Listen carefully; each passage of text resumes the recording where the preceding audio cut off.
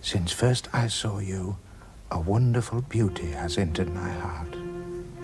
You have stretched me on the rack of yearning, so much so that I find it hard to walk about without wincing and drawing attention to myself. Come to my arms, beloved, and let me rain fiery kisses on your peerless clothes. Just a grip on yourself, Bradley. You can't put this kind of thing in writing. Dear Miss Makepeace, if you would like to make use of the piano I spoke of... This is it, Bradley. Why not drop in this PM after school? The hall is centrally heated, so you will not need to dress up warm.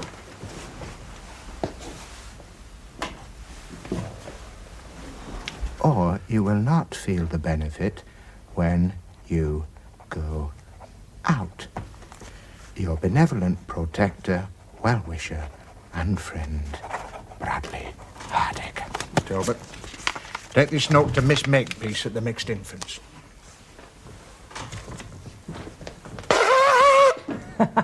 Looks like good sport today, Father. The Whippers Inn have put up a clutch of rent defaulters behind the gasworks. Good heavens, Father, what on earth have you done to your bedroom? Why is the piano here? If you should come across a young woman of pleasing proportions and modest demeanour inquiring for the music room, Austin. Director up here. I see. Where have you put the bed? Austin, when I say this is the music room, I'm talking about the finest music in the world. Spring song.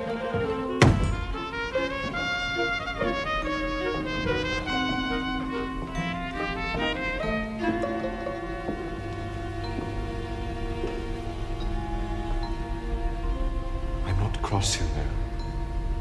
I was when Charlotte told me, but I'm not anymore. Why, Mr. Morris? Why are you dressed up like that? Used to be women, now it's vicars. You're getting worse. But I am a vicar. Or rather, a curate. I've taken holy orders. You mean you're not just dressing up? You call this dressing up? I have sacrificed the pleasures of the wardrobe, Matt. My ties, my waistcoats, they hang forlorn now, pleading silently, beseeching. But I am strong. It is how I expiate the dreadful burden of my guilt. Guilt, Matt, for the betrayal of your trust. I prostituted your poems under Hesketh's name. For I was desolate and sick of an old passion. Aye. At the time, I felt like belting you. Why didn't you let me know? We could have arranged something. But the deception wasn't all on my side, was it, Matt? How do you make that out? No more pretending, Matt. You're glum, aren't you? Glum? How do you mean, glum? Sneering, unenlightened society calls us perverts, queers, Nancy boys, pansies. But at the varsity, we know each other by the defiant name of Glum. And one day we will come out into the open, our pennants flying, glad to be glum. We'll have our own boutiques, our own newspaper. This term at Cambridge, if Father hadn't taken me away, I was going to start Glum News. But why are you telling me all this, Mr. Morris? Stop pretending, Matt. You revealed your sexual preferences to Charlotte. Oh, why not to me? This is what happens when you lie to a loved one, even though it is only to save her pain. Now I must go through with the masquerade. Well, you know how it is, Morris. It's not the sort of thing you want putting about. You're quite right. Faced with the cruelty of the law, we must dissemble, such as you and I. That is why I have always presented myself to the world behind a bland facade of conventional manliness. Yes, well, that's what I'm going to do myself. But when we're alone together, Matt, then there'll be no pretense. You and I, we can strip off the mask. Oh, think of the relief. Hang on. The second edition of your poems, Matt, will bear your name.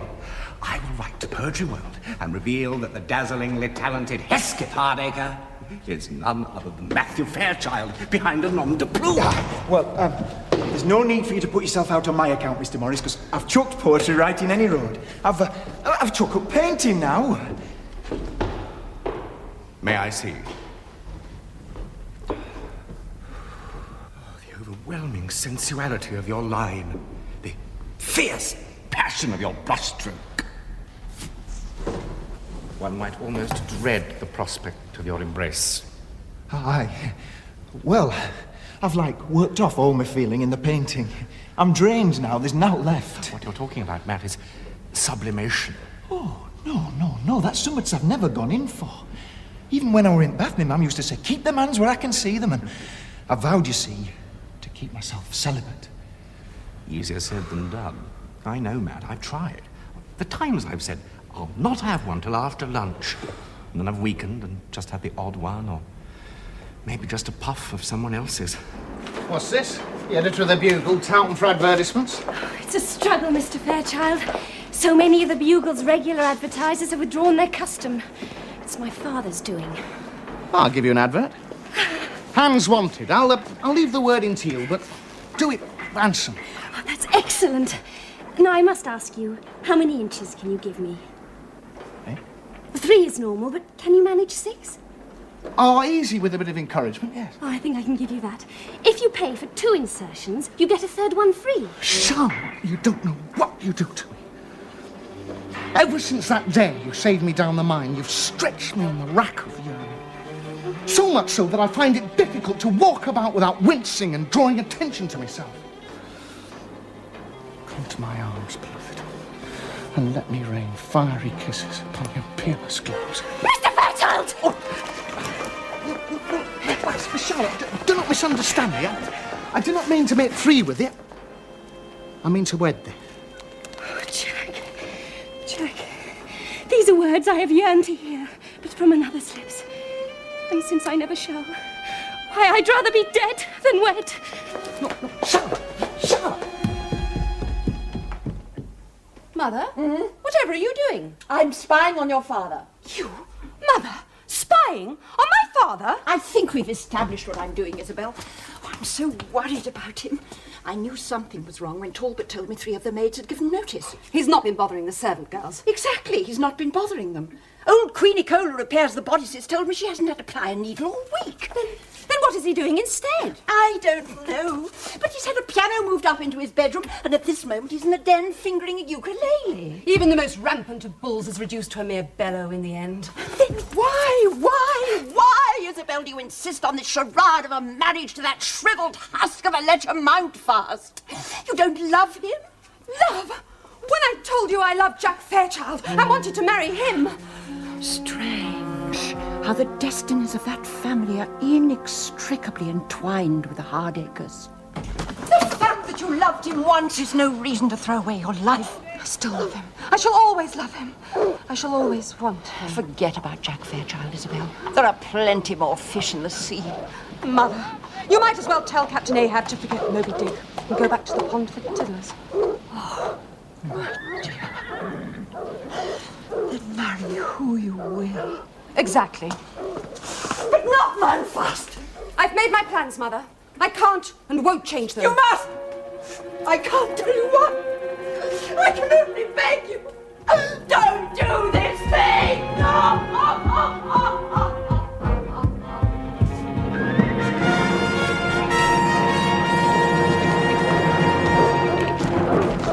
Come on, sis, it's high time you were mounted. You disorganise the hunt, Austin. Right, who's got the rent books? I am Mr. Austin. Master, you call me master. I thought, properly speaking, Mr. Hardacre Senior was head of Utterly Rent Hounds. My father isn't hunting today, and when he's not here, I am the master. Locked. Lot, I'm waiting.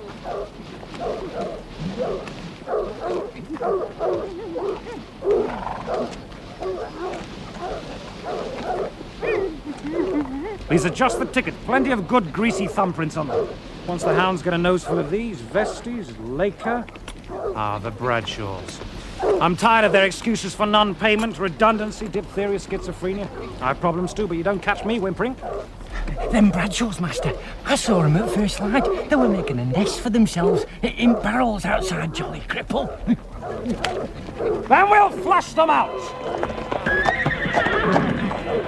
The Bradshaws will provide today's sport. I dare say they'll try to fox us by crossing the canal. That's where you come in, sis. The Jordan tactic, I take it. Occupy the West Bank. Exactly. Better have Prancer and Dasher with you.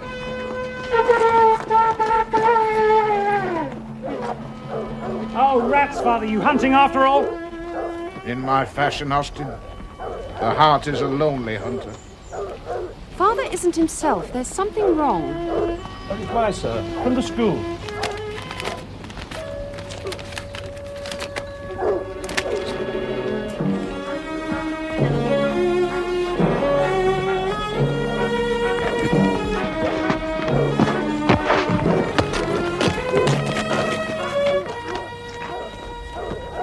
See what I mean? Oh, go away, George! I'm on some rest! Oh, what's the world coming to when a woman does not lie down in her own home? When she mun sleep stood in wardrobe. Hey, you never shifted furniture about again, are you? You're never happy. Oh, my God, the bedroom window. Now, come on, lass. I want you on that table in front of me now. Yeah, what we're having, anyway? Oh, the same we've been having the past 3 weeks, I suppose. Hey, cover yourself up, woman. You're not decent. You never know, might see. There is one above George who sees everything, who knows all about your sins and shortcomings. And if I'm not back by 1:30, he'll be docking me wages. I'm not talking about Bradley Hardacre. Never mind about that. I want it on table now. I've a fancy for a couple of dumplings. You mean it's no but food you're after? Aye, woman. And I know I've not been feeling myself lately, but, you know, I think I've got my appetite back. Oh, praise be. The fever's broke!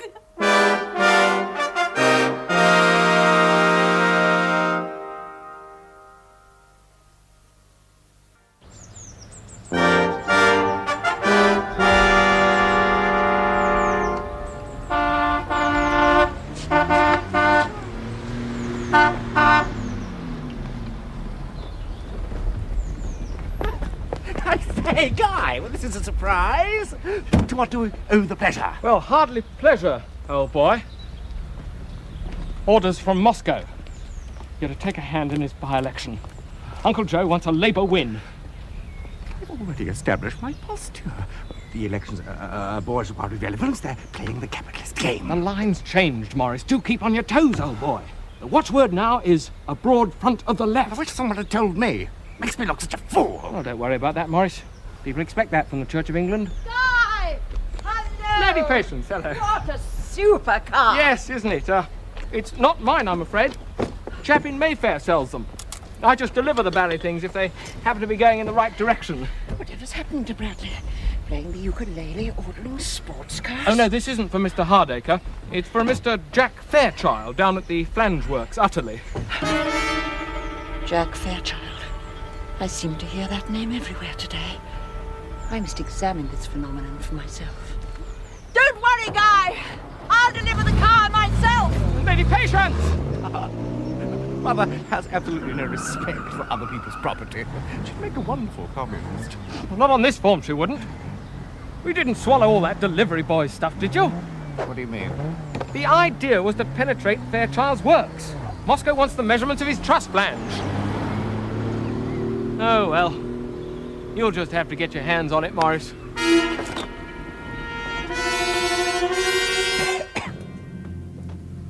However long I practice medicine, I shall never learn how to steel my heart for the breaking of bad news. Bad news, Doctor. I am afraid so, Mrs. Fairchild. Now, how can I put it? Well, the question is more, how can George put it? And the answer, I'm afraid, is he canna, and he never will again. You mean... Aye, that is exactly what I mean. We'd best break it down gently. George, the doctor's just told me you'll be having no more marital relations. You don't mean your Auntie Enid's passed over? Oh, it's hopeless. Now, let me, Mrs. Fairchild. George, I have some bunny rabbits, and they have been given the same dose of SPD that you've been exposed to. And like yourself, George, at first these rabbits were insatiable, but these same rabbits today, George, are, in a word, limp. Oh, you mean they can't walk proper? No, George. What the doctor means is you won't be bothering me again. But, do you mean I'll not be feeling full of me clog? What? No more clog bunting? Aye, you have taken that particular bucket to the well for the last time. Hey, mother! Hey, it can be just like the old days. Oh, George, we'll go through life together, side by side. Oh, I'll make you a nice cup of tea, love. Oh, I'm that pleased. I just wish my mother could have been here to see the day. You realise that one man and one man alone is responsible for your condition, George. Bradley Hardacre. Hi, do you know, Doctor, I can never get over how much we've got to thank that man for.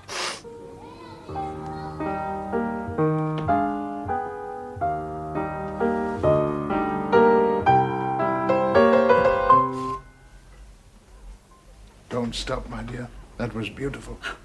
Why, Mr. Hardacre, your butler showed me up. You've certainly got a fine instrument here. Well, it's nice to hear it played. It's been stuck down in that music room for years. You've got another music room downstairs? Did have, but I'd sooner have it up here.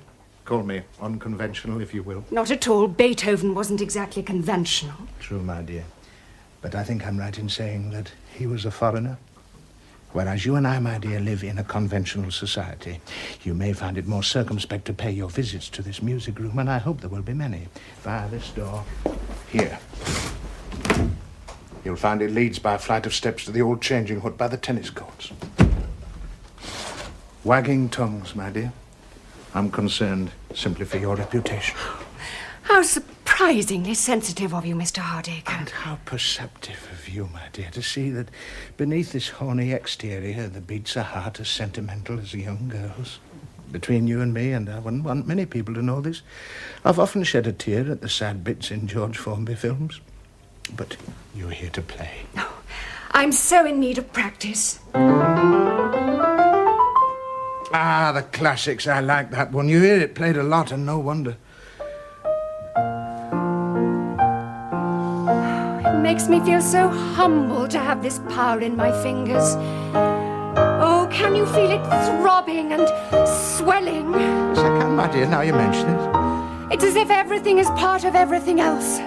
And that all life and everything is, oh, do you feel it, Mr. Hardacre? A sort of mystical oneness. My dear, you're very young.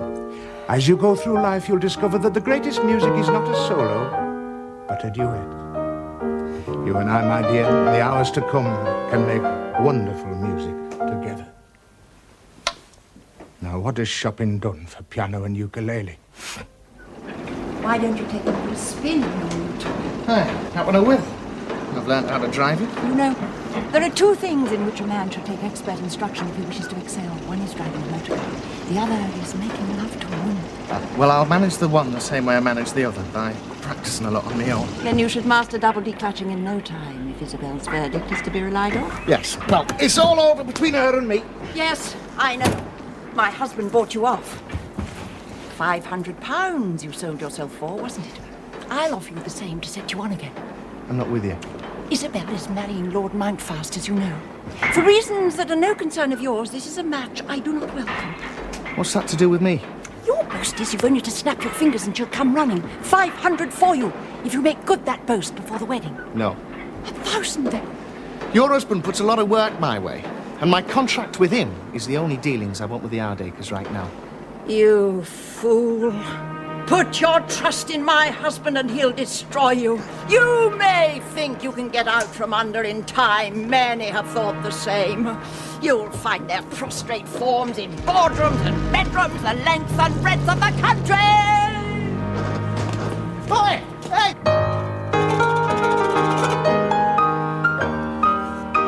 Mr. Hardacre! Miss Makepeace, Prudence, your playing stirs things in me that my manhood can no longer deny. Whatever can you mean? I mean, my darling Prudence, that I adore you. I can no longer dissemble nor hide my feelings from you. I want you and need you and must have you. Mr. Hardacre! Call me Bradley. Let me hear that name in your sweet lips. Oh, Bradley. Bradley. Your voice is sweeter to me than the chink of sovereigns being counted into a wash leather bag. You make the shuttles of my heart fly back and forth, faster than the patent-improved Hardacre ring frame. Oh, Bradley, you mustn't say such pretty things to me. My love for you is deeper than all the mine shafts in the coal fields of Utterley. Deeper than number 5 shaft, and that is a shaft. Now, Bradley, does this mean that when my probationary period is up, I shall be confirmed in my post at the Mixed Infants? Oh, Prudence, you can have all the mixed infants you want, only let them be mine. Oh, if only that were possible. Possible? With me, it's a racing certainty. Bradley. So, you do feel something for me? Yes. Yes. Yes. I didn't come here just to play the piano, I confess. I dared to hope to play a toccata on the strings of your heart. Oh, I've been so wicked. Well, not yet, but you will be, won't you, my dearest? But don't you see? It can never be. All my instincts say yes, yes, and again yes. Yeah, fine, but that still small voice whispers in my ear, no, no, no. Oh, don't you see, Bradley? If your house were to burn down, and your wife to be killed in the fire, and you to be blinded in your gallant but hopeless attempt to rescue her from the conflagration, then it would be different. You and I would be entitled to happiness. Well, it's not impossible. The house is insured. No, Bradley. Our love can never be in this world. What? Never? Not once? Not just a quick one? It's better this way. Age cannot wither our love, nor custom stale its infinite variety.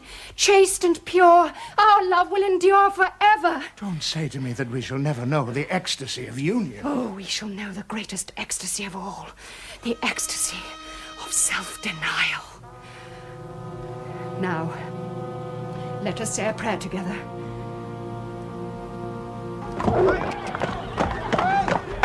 Golly, they've given us a splendid run. Haven't they, sis? Magnificent the way you turn them at the level crossing. Yes, no defaulters, Dodge. They tried to lure us under the train. Oh, by the way, it appears we lost Prancer. Anyway, sis, you've earned a pair of ears, and I'll see you get them. Begging your pardon, Mr. Austin, but your dad says it looks bad in court if they're mutilated at all. Be quiet, you scum! Come out, you blisters, or we'll fire the houses on both sides and roast you out! If you force me to damage Hardacre property, then by God it'll be hard labour for every man jack of you, and the treadmill for the women and children! Austin, I think they've done away with the treadmill. What? Breeding bloody socialism, that's what I call it. Hold the dogs, I think they're coming out. Good evening, Austin. I'm glad you've enjoyed your sport. What the... Why, it's Charlotte. What on earth are you doing here? Foiling your foul designs. For the last 8 miles, your hounds have been following this sweaty old boot. I think I might as well put it back on now, Miss Charlotte. Well, these results show that SBD is even more astonishing than we thought. Could double the population of this country in 5 years. SBD is designed to reduce population, Doctor. It's an explosive. Indeed, Hardacre, and it can also cause a population explosion. In this form, SBD is a devastating aphrodisiac. What are you talking about? Aphro from Aphrodite, the Greek goddess of love, and disiac from... the way the legs wobble and the knees tremble when the fever strikes. Look, Doctor, I've had a very long, hard day. I know what an aphrodisiac is, and it's the last thing I need right now. Now get to the point and tell me what it does to your bloody rabbits. It stimulates them to an irresistible frenzy of sexual desire. And I also have proof that it works on human beings. But would it work on women? Any woman exposed to this substance, no matter how virtuous, beautiful, or well-endowed, would become an insatiable beast, ravening with carnal desire, and totally at the mercy of any unscrupulous man. Right, I'll take charge of this, Doctor. Hardacre? But imagine if it were to fall into the wrong hands. Aye, Hardacre, it must be used with extreme caution. What you're saying is, Doctor, that it should be used with prudence.